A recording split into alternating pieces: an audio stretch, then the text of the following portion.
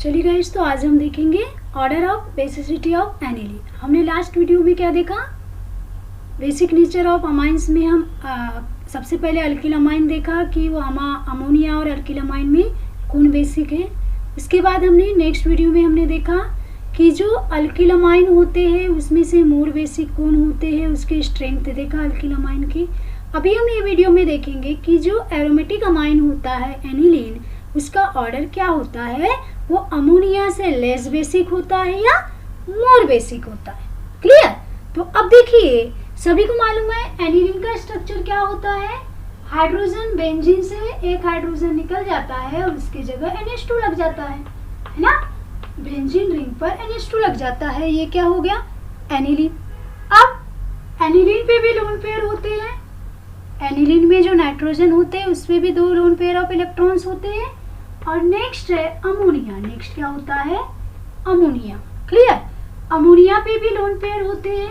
अब हमें बताना है कि जो ये एनिलीन है और ये क्या है, अमोनिया है, इसमें से मोर बेसिक कौन है, मोर बेसिक कौन है। अब एनिलीन और अगर अमोनिया की हम बात कर रहे हैं तो दोनों में लोन पेयर ऑफ इलेक्ट्रॉन है ना, क्योंकि हम पढ़ चुके हैं बेसिक वही होते हैं जो इलेक्ट्रॉन डोनेट करते हैं, उसे हम बेसिक बोलते हैं। अब यहाँ दोनों के पास इलेक्ट्रॉन है। क्लियर? बट दोनों में क्या डिफरेंस है, अब मोर बेसिक कौन है, क्योंकि एनिलीन और अमोनिया में ammonia is more basic than aniline. Ammonia is more basic than aniline. Aniline से अमोनिया मोर बेसिक है। अब मोर बेसिक है तो आपको ये भी क्लियर हो गया, अगर हम एक्सपेरिमेंटली बोल सकते हैं तो पीकेबी वैल्यू देखेंगे कि अमोनिया की पीकेबी वैल्यू कम होंगी, एनिलीन की पीकेबी वैल्यू ज्यादा होंगी। अगर आपको पूछा कि ammonia is more basic than aniline तो पीकेबी वैल्यू क्या होना चाहिए, किसकी ज्यादा होना चाहिए, एनिलीन की ज्यादा होंगी पीकेबी वैल्यू और अमोनिया की कम होंगी। पर ये तो हो गया पीकेबी वैल्यू से हमने बोला कि ammonia is more basic than aniline. But other चीज भी हम बोल सकते हैं, ये तो पीकेबी वाले एक्सपेरिमेंटली बताया। अगर पूछा कि why ammonia is more basic than aniline, clear? तो क्यों? क्योंकि दोनों के पास तो लोन पेयर ऑफ इलेक्ट्रॉन है, दोनों इलेक्ट्रॉन डोनेट कर सकते हैं। बट अमोनिया क्यों मोर बेसिक है, तो एक चीज है, यहाँ आ जाता है, यहाँ जो अमोनिया के इलेक्ट्रॉन डोनेट कर सकते हैं दूसरे के साथ, पर जो एनिलीन का जो इलेक्ट्रॉन है ये क्या करता है, रिंग में ही घूमते रहता है। वो दूसरे के साथ दूसरे को इलेक्ट्रॉन डोनेट नहीं करता, वो यही बिजी होता है, रिंग में इलेक्ट्रॉन डिलोकलाइज करने में ही वो बिजी होता है, वो दूसरे के साथ इलेक्ट्रॉन डोनेट नहीं करता। क्लियर? तो यही एक रीजन है कि अमोनिया एनिलीन से मोर बेसिक होता है। क्लियर? अब मैंने बोला कि ये जो एनिलीन में जो नाइट्रोजन पे इलेक्ट्रॉन होते बिजी होते हैं, कैसे, तो हम देखेंगे किस तरह से, रेजोनेंस स्ट्रक्चर। तो हम अभी देखेंगे कि वो कैसे बिजी होते, क्यों नहीं दूसरे के साथ वो इलेक्ट्रॉन डोनेट क्यों नहीं कर सकते। तो अभी हम देखेंगे इसके resonance structure of aniline. Resonance structure के बेसिस पे हम देखेंगे कि किस प्रकार से एनिलीन इलेक्ट्रॉन डोनेट नहीं करता, वो अपने रिंग में ही बेंजीन रिंग के साथ ही डिलोकलाइज करता है, बिजी रहता है, दूसरे के साथ उसको इलेक्ट्रॉन देने में उसके पास टाइम ही नहीं होता। क्लियर? अब देखिए, तो यही एक रीजन है कि अमोनिया मोर बेसिक होता है एनिलीन से, क्योंकि एनिलीन बिजी होता है, वो इलेक्ट्रॉन किसी के साथ डोनेट करता ही नहीं। क्लियर? क्योंकि वो रेजोनेंस स्ट्रक्चर फॉर्म करता है। अब रेजोनेंस स्ट्रक्चर वैसे हम पढ़ चुके, अल्कोहल फिनॉल में भी पढ़ चुके, है ना। क्या होता है रेजोनेंस स्ट्रक्चर, अभी भी हम देखेंगे, ध्यान से देखना। तो फर्स्ट अगर आपको पूछा कि कौन मोर बेसिक होता है तो अमोनिया होता है। क्लियर? क्यों होता है, क्योंकि अमोनिया के जो इलेक्ट्रॉन है वो इलेक्ट्रॉन डोनर का डोनेट होते हैं, और हमने बोला जो इलेक्ट्रॉन डोनर होते हैं वो क्या होते हैं, बेसिक होते हैं। यहाँ भी अमोनिया एनिलीन के पास इलेक्ट्रॉन होते हैं, बट क्या होते हैं, इलेक्ट्रॉन होते हैं एनिलीन के पास, पर क्या करते हैं, वो इलेक्ट्रॉन डोनेट नहीं करते, वो इलेक्ट्रॉन अपने रिंग में ही बिजी होते हैं और रेजोनेंस स्ट्रक्चर बनता है। क्लियर? किस प्रकार से बिजी होते हैं अभी हम वो देखेंगे इलेक्ट्रॉन। तो देखो फर्स्ट हम रिंग देखते हैं, ये हो गया एनिलीन, क्लियर, ये हो गया एनिलीन का स्ट्रक्चर, क्लियर। अब NH2 है, यहाँ क्या है, यहाँ NH2, यहाँ ये इलेक्ट्रॉन है, ठीक है, ये बॉन्ड बना दी हमने। अब यहाँ क्या होता है, रेजोनेंस स्ट्रक्चर, 5 रेजोनेंस स्ट्रक्चर बनेंगे। पहला क्या होता है, जो नाइट्रोजन के इलेक्ट्रॉन है ये क्या करता है, यहाँ डबल बॉन्ड फॉर्म करेगा, यहाँ 2 इलेक्ट्रॉन दे देगा तो डबल बॉन्ड बन जाएंगे। और हमें मालूम है कार्बन की वैलेंसी 4 ही होती, 5 नहीं होती। यहाँ डबल बॉन्ड बना लिया तो कार्बन की वैलेंसी क्या होगी, 5 हो गई। क्या होगी कार्बन की वैलेंसी, 5 होगी। कार्बन की वैलेंसी कितनी होगी, 5 होगी कार्बन की वैलेंसी, क्लियर। तो अब क्या करेंगे, यहाँ का जो इलेक्ट्रॉन है, पाई बॉन्ड है, वो क्या करेंगे, पाई बॉन्ड के इलेक्ट्रॉन कहाँ शिफ्ट हो जाएंगे, यहाँ का इलेक्ट्रॉन यहाँ शिफ्ट हो जाएगा, यहाँ से यहाँ निकल गया, क्लियर। क्योंकि अगर ये बॉन्ड बना रहा है तो यहाँ से एक बॉन्ड तो ब्रेक होना ही है, क्योंकि कार्बन की वैलेंसी 4 होती है, 5 नहीं होती, क्लियर।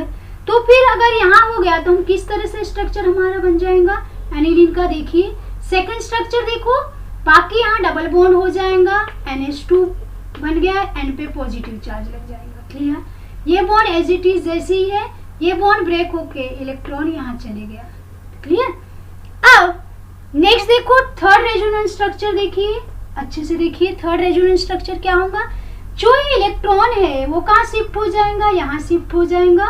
अगर यहाँ शिफ्ट हो गया तो फिर से ये कार्बन क्या हो जाएगा, 5 कार्बन, तो फिर से जो अंदर का बॉन्ड है वो ब्रेक हो जाएगा और इलेक्ट्रॉन यहाँ दे देगा, ये पोजीशन पे, कौन पोजीशन पे, उसकी पैरा पोजीशन पे, तो क्लियर। तो थर्ड स्ट्रक्चर किस तरह से बनेगा, ध्यान से देखिए, ये जो एज इट इज है NH2, इस पे पॉजिटिव है, बाकी ए बॉन्ड ऐसा ही रहेगा, ये बॉन्ड यहाँ शिफ्ट हो गया, क्लियर, यहाँ बॉन्ड बना लिया और इसने इलेक्ट्रॉन यहाँ दे दिया, तो ये कौन सी पोजीशन है, पैरा पोजीशन हो गई, क्लियर। अब देखिए नेक्स्ट, अब हो गया ये हो गया फर्स्ट, ये हो गया सेकेंड और ये हो गया थर्ड। अब फोर्थ क्या होगा, ध्यान से देखो, ये वाला इलेक्ट्रॉन यहाँ शिफ्ट हो गया तो इसके साइड वाला यहाँ ब्रेक हो गया, क्लियर। तो क्या हुआ, फिर हमें नेक्स्ट स्ट्रक्चर बनेगा, हमें क्या मिलेगा, नेक्स्ट स्ट्रक्चर मिलेगा, किस तरह से, ध्यान से देखिए, क्लियर, अच्छे से देखिए, ये बॉन्ड एज इट इज जैसा है वैसा, यहाँ बॉन्ड बनाया तो यहाँ आ गया, अब इसने इलेक्ट्रॉन ब्रेक किया तो एज इट इज और ये जैसा है वैसा NH2।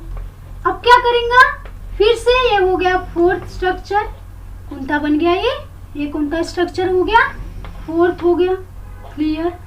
अब देखो फिफ्थ में क्या होगा, फिर से ये बॉन्ड, ये वाला इलेक्ट्रॉन यहाँ शिफ्ट हो गया, यहाँ बॉन्ड बना लिया, तो ये इलेक्ट्रॉन फिर से इलेक्ट्रॉन नाइट्रोजन अपनी लोन पेयर वापस ले लेगा, वापस ले लिया तो हमें किस प्रकार से स्ट्रक्चर मिल गया, ध्यान से देखो, 1 यहाँ एक बॉन्ड यहाँ बना लिया और फिर से उसने क्या किया, अपने लोन पेयर उसने फिर से ले लिया, अपने लोन पेयर उसने फिर से ले लिया, तो ये बन गया हमारा कौन सा स्ट्रक्चर, फिफ्थ वाला।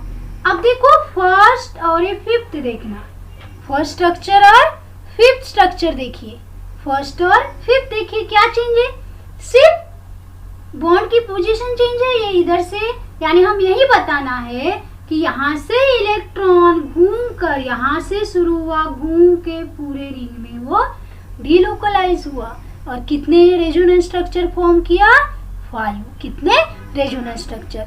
अब इसके इलेक्ट्रॉन यहाँ बिजी है, क्लियर, तो यही एक रीजन है कि वो अमोनिया से लेस बेसिक होते हैं, अमोनिया मोर बेसिक होते, क्लियर। और ये हो गया हमारा resonance structure of aniline, resonance structure of aniline. Aniline के कितने रेजोनेंस स्ट्रक्चर होते हैं, 5। अगर किसी ने आपको पूछा रेजोनेंस स्ट्रक्चर कितने होते हैं तो कितने बोलने का, 5, क्लियर। तो ये हो गया हमारा टॉपिक अमोनिया वर्सेस एनिलीन। अब हम नेक्स्ट देखेंगे, पहले स्क्रीनशॉट ले लो, क्लियर। चलिए, तो अभी हमने क्या देखा कि एनिलीन अमोनिया से क्या है, लेस बेसिक है, क्या है वो भी हमने देखा। बाद में उसके हमने रेजोनेंस स्ट्रक्चर देखे, 5 रेजोनेंस स्ट्रक्चर होते हैं। अब हमें देखना है कि एनिलीनियम आयन में और एनिलीन में क्या डिफरेंस है, क्लियर। अब देखो एनिलीनियम आयन यानी NH3 और N पे पॉजिटिव चार्ज लगता है, ये क्या हो गया, एनिलीनियम आयन। क्लियर, इसे क्या बोलते हैं हम? Anilinium ion. अब अगर हमें पूछा कि रेजोनेंस स्ट्रक्चर एनिलीन के कितने होते हैं तो हम बोल सकते हैं 5 होते हैं। अब हमें पूछा कि एनिलीनियम आयन के रेजोनेंस स्ट्रक्चर कितने होंगे? क्लियर, तो कितने होने चाहिए? तो देखिए अब यहाँ एनिलीन है जो नाइट्रोजन पे पॉजिटिव चार्ज है, यानी इलेक्ट्रॉन तो दे नहीं सकता, तो इलेक्ट्रॉन रिंग में भी डिलोकलाइज नहीं होंगे। क्लियर, होंगे क्या? नहीं होंगे। सिर्फ क्या होंगे? जो पाई बॉन्ड है अंदर वाले वो सिर्फ शिफ्ट होंगे पोजीशन में अंदर के अंदर। तो हमें इसका एक स्ट्रक्चर तो ये हो गया, सेकंड स्ट्रक्चर को कैसे मिलेगा हम एनिलीनियम आयन का? अब देखिए एक इस तरह से और सेकंड वन हमें इस तरह से मिल जाएगा।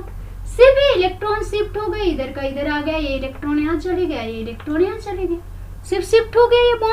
ये बॉन्ड ये यहाँ हो गया, ये बॉन्ड यहाँ आ गया, ये बॉन्ड यहाँ आ गया, सिर्फ शिफ्टिंग हो गई। ये सेकंड, इससे ज्यादा स्ट्रक्चर इसके नहीं बन सकते रेजोनेंस स्ट्रक्चर। तो जो एनिलीनियम आयन होते हैं उसके 2 ही रेजोनेंस स्ट्रक्चर होते। कितने? 2। क्लियर। अब देखो क्यों 2 होते वो भी हमने बताया, क्योंकि उसके पास इलेक्ट्रॉन डोनेट करने के लिए है ही नहीं। अब तो और ये भी बोला है कि मोर बेसिक कौन होता है, मोर स्टेबल कौन होता है, सॉरी एनिलीन और एनिलीनियम आयन में मोर स्टेबल कौन है? तो याद रखने का, जिसके ज्यादा रेजोनेंस स्ट्रक्चर वो ज्यादा स्टेबल होगा। क्लियर, तो एनिलीन के 5 रेजोनेंस स्ट्रक्चर थे और एनिलीनियम आयन के 2 रेजोनेंस स्ट्रक्चर है। तो स्टेबल कौन होगा? एनिलीन होगा। स्टेबल कौन होगा? एनिलीन, क्योंकि बोला गया है कि जितने ज्यादा रेजोनेंस स्ट्रक्चर उतनी उसकी स्टेबिलिटी ज्यादा। क्लियर, तो अभी हम बोल सकते हैं, पूछा कि एनिलीन और एनिलीनियम आयन में कौन मोर स्टेबल है? तो एनिलीन है। क्यों है? क्योंकि एनिलीन के 5 रेजोनेंस स्ट्रक्चर होते हैं और एनिलीनियम आयन के 2 ही होते हैं। क्लियर, क्यों 2 होते हैं वो भी हमने क्लियर किया। अब देखो ये तो हमने पढ़ लिया। अब देखो कुछ क्वेश्चन में पूछ रही है, अब उसका ऑर्डर आपको बताना है। अब एक है हमारे पास अमोनिया। क्लियर, सेकेंड C6H5NH2 यानी एनिलीन, ठीक है। थर्ड वन C2H5 बोल सकते हैं हम डाइथिलमाइन, हाँ एक टॉइस। एंड देन नेक्स्ट है C2H5NH2। अभी जो एक अमोनिया है, एनिलीन है, डाइथिलमाइन एंड इथिलमाइन, आप इसके ऑर्डर, बेसिक ऑर्डर बता सकते हैं? हमने पूरा पढ़ चुके हैं। फर्स्ट वीडियो से याद रखो, फर्स्ट में हमने अमोनिया और अल्किल की में देखा कौन बेसिक है। सेकेंड वीडियो में हमने देखा कि ऑर्डर क्या होना चाहिए अल्किल अमाइन की और उसकी पीकेबी वैल्यू के अकॉर्डिंग सब देखा हमने, उसके फैक्टर के अकॉर्डिंग। यहाँ हमने एनिलीन का भी देख लिया। तो इसके अकॉर्डिंग तो आपको बताते आना चाहिए ये क्वेश्चन का आंसर कि मोर बेसिक कौन है, इसका ऑर्डर बताइए। क्लियर, एक हमने क्लियर किया था। यहाँ जो भी है याद रखो, अभी हमने ये तो देखा कि एनिलीन और अमोनिया में मोर बेसिक क्या है? अमोनिया है। अभी हमने 2 में क्लियर किया कि अमोनिया एनिलीन से मोर बेसिक है। अब ये क्या है? इथिलमाइन है और ये क्या है? डाइथिलमाइन है। क्लियर, तो हमने ये भी पढ़ा है कि जो डाइथिलमाइन होता है वो क्या होता है? सबसे ज्यादा बेसिक होता है। ये भी हमने क्लियर किया लास्ट वीडियो में ही, ठीक है। यानी डाइथिलमाइन इथिलमाइन से मोर बेसिक होगा। क्लियर, तो सबसे मोर बेसिक ऑर्डर क्या होगा इसका? ध्यान से देखिए, C2H5 डाइथिलमाइन more basic than ethylamine, more basic than aniline, and then last one is more basic than ammonia, and last one is aniline, and आखिरी में कौन होगा? एनिलीन। ध्यान से देखिए, हमने अभी देखा दोनों में कि अमोनिया मोर बेसिक होगा एनिलीन से, तो ये तो समझ में आया। और सबसे मोर बेसिक कौन होगा? डाइथिलमाइन। ये तो हमने लास्ट वीडियो में ही क्लियर कर चुका था कि अगर डाइथिलमाइन है तो कोई भी ग्रुप होगा, कोई भी अमाइन होगा, उसमें सबसे मोर बेसिक डाइथिलमाइन में होगा। हमने लास्ट वीडियो में पढ़े हैं, वो वीडियो अच्छे से देखने का। क्लियर, तो ऑर्डर हो गया, सबसे मोर बेसिक हुआ डाइथिलमाइन, उसके बाद होगा इथिलमाइन, उसके बाद होगा अमोनिया और लास्ट में होगा एनिलीन। क्योंकि अभी हमने देखा कि एनिलीन अमोनिया से क्या होता है, लेस बेसिक होता है। क्लियर, समझ में आया? तो ये यहाँ जो हमने टॉपिक पढ़ा था, कौन सा टॉपिक शुरू किए थे हमने, बेसिक नेचर ऑफ अमोनिया। हमने 3 वीडियो देखे, तीनों वीडियो आप बहुत अच्छे से देख लीजिए, नहीं देखा तो फिर से देखो, तभी आपको समझ में आएगा हमने जो 3 वीडियो बनाए हैं। क्लियर, और इस तरह से अगर क्वेश्चन पूछता है तो आपको आंसर देते आना चाहिए। कब आएगा, जब आप वीडियो अच्छे से देखोगे तभी आपको समझ में आएगा। अगर एक बार में कुछ डाउट हो रहा है उसको दोबारा देखने का क्लियर हो जाएगा। ओके, तो इसका स्क्रीनशॉट ले लीजिए, जल्दी से ले लिया इसको स्क्रीनशॉट। और यहाँ हमारा जो टॉपिक था बेसिक नेचर ऑफ अमोनिया यहाँ ख़त्म होता है। इसके बाद हम स्टार्ट करेंगे केमिकल रिएक्शन ऑफ अमाइंस।